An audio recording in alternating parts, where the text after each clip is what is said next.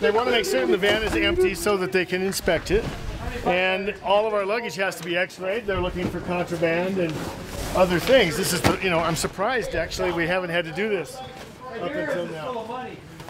After spending 2 nights in San Pedro de Atacama, the Expedition 65 team heads south towards Argentina. The team is riding through one of the driest places on the planet, the Atacama Desert. The population out here is sparse, with little in the way of development or cities.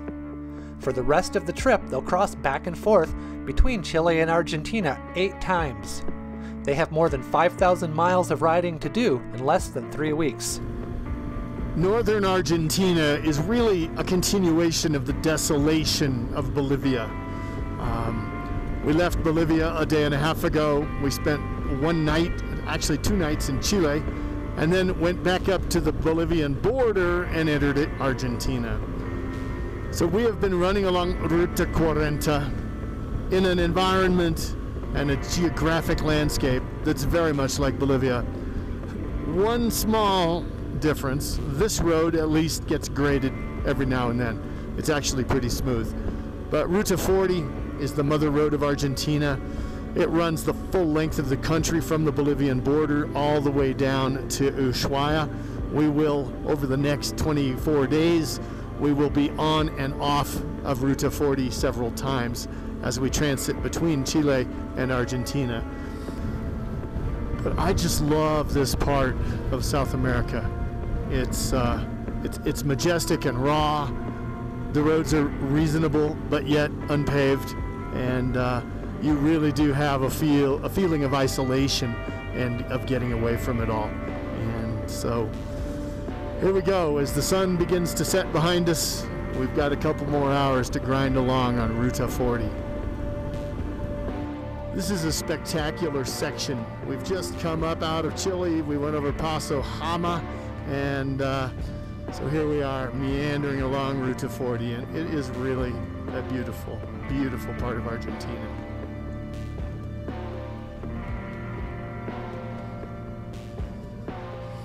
Yeah, we got another little water crossing coming up here. Just a little tiny splash.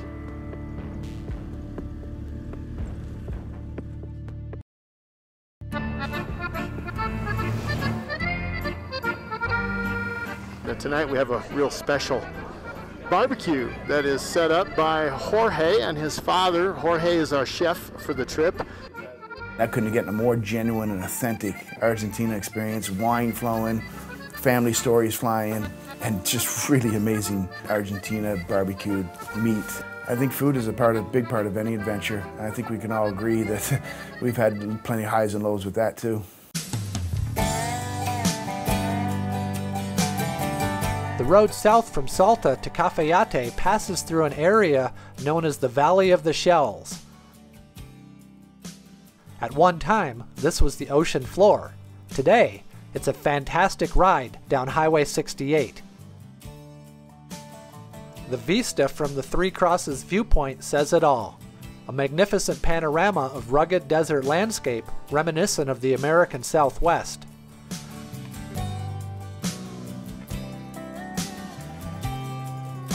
The highway follows the river with striking red sandstone cliff formations that change colors in the afternoon light.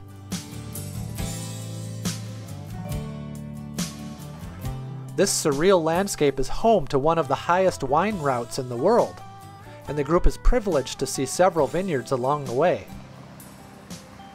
After spending a night in Cafayate, the expedition heads out for some long days of riding on the pavement.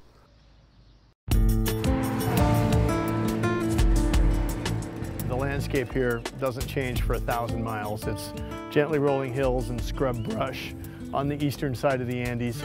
Yesterday and today and tomorrow is just a high-speed pavement run, getting us a little bit further south.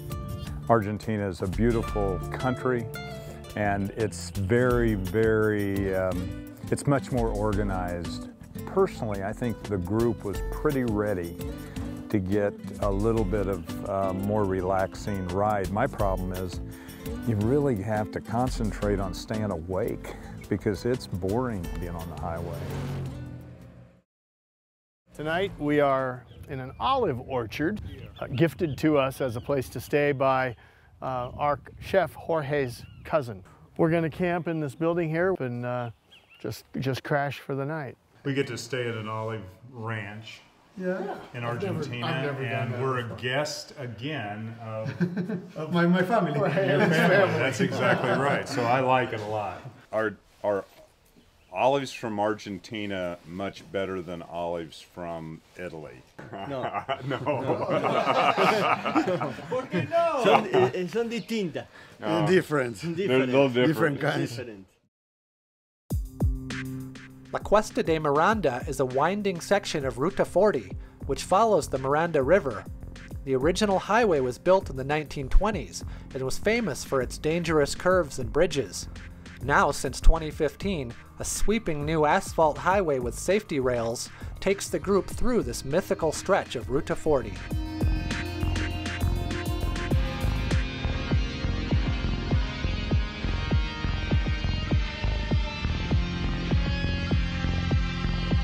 One of the things that has happened over the last few days with mechanical failures is the team has split up. We've got 2 rear shocks that are blown. Chris is riding with us, but Bill Hathaway and 3 other guys headed west. They're in Chile, paralleling us on the opposite side of the Andes. We've got a little bit of a time crunch. We need to actually get to Santiago, Chile in time to get some maintenance done on the van and do maintenance on our bikes.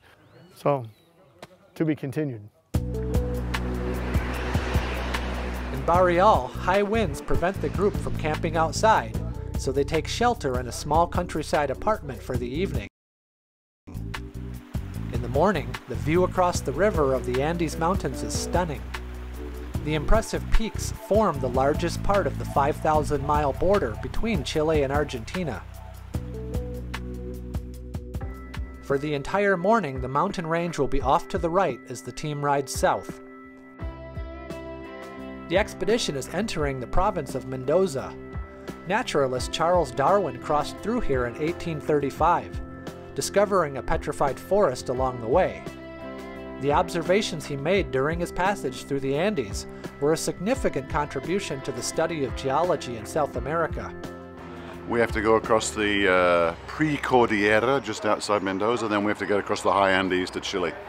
And I think we originally said we wanted to go to the statue of Christ the Redeemer, which was put there in 1904 when the border between Chile and Argentina was agreed. But it might get cold up there. So I think we're going to have to make a choice between temperature and time and see whether we can actually get over the top or not. That may have been too much testosterone to think we can do that, but we'll try. Provincial Route 52 is the old road between Salta and Mendoza. It has a long history going back to the 16th century and Spanish conquistadors. The Cruz de Paramillos was erected in memory of the work of Jesuit missionaries in the area. It's a spectacular section of dirt roads with some of the most dramatic scenery encountered. The road is called La Ruta del Año, or Route of the Year, because it supposedly has 365 turns along the way, most of them hairpins. This is one of the best GS roads I've ever ridden. We knew it was about half pavement, half dirt today, and I had no expectation of finding this. This is incredible.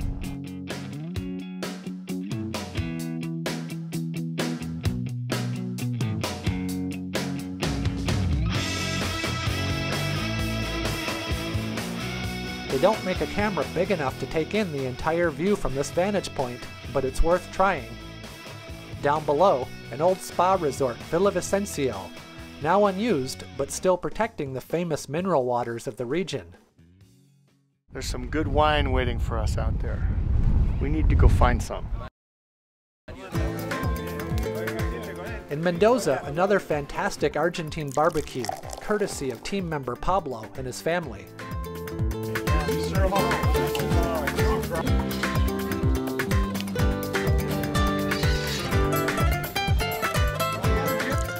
This is why we are in Mendoza.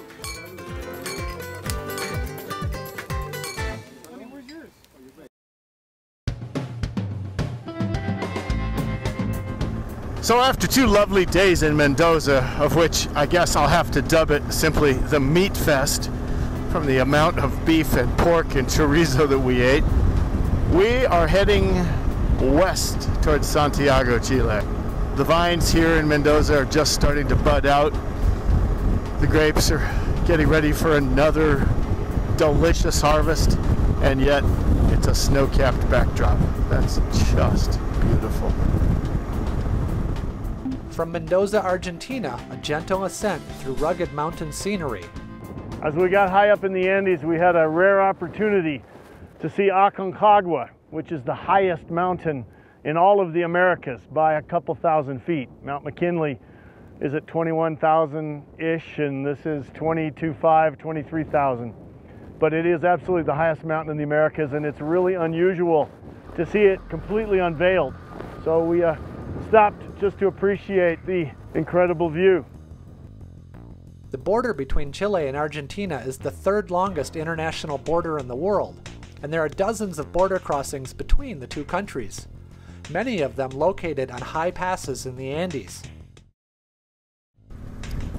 So up at the top of the mountains there is a place called Christo Redentor. But Christo Redentor is a statue of Christ made from the melted cannons of Chile and Argentina around the turn of the century, along with which came the commitment that they would never go to war again.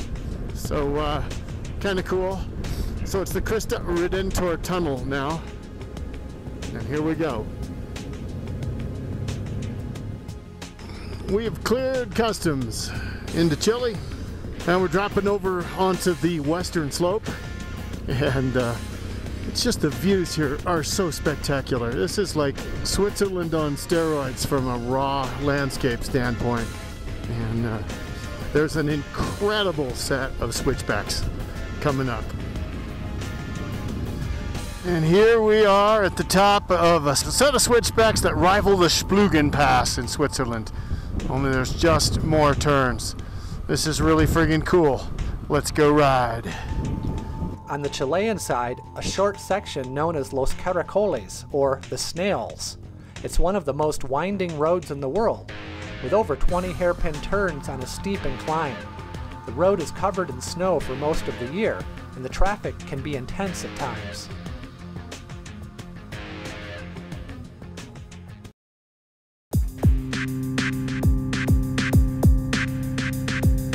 The team's priority in Santiago is bike maintenance.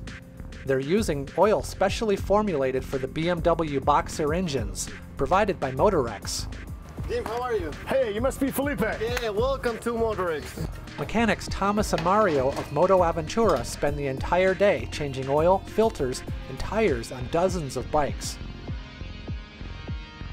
We're using Motorex oil because it is a full synthetic oil that's been designed for the BMW engine. Many of the benefits that come from synthetic oils are freer spinning, there's less friction in the motor, running more quietly, and the fact that you don't have to change it as often as petrochemical-based oils.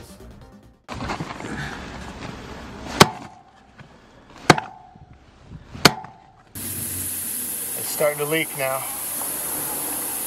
Give it more.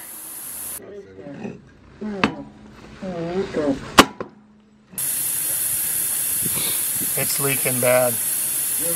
Little tiny bubbles. Let's hit it a couple more times. It's getting a lot better. That's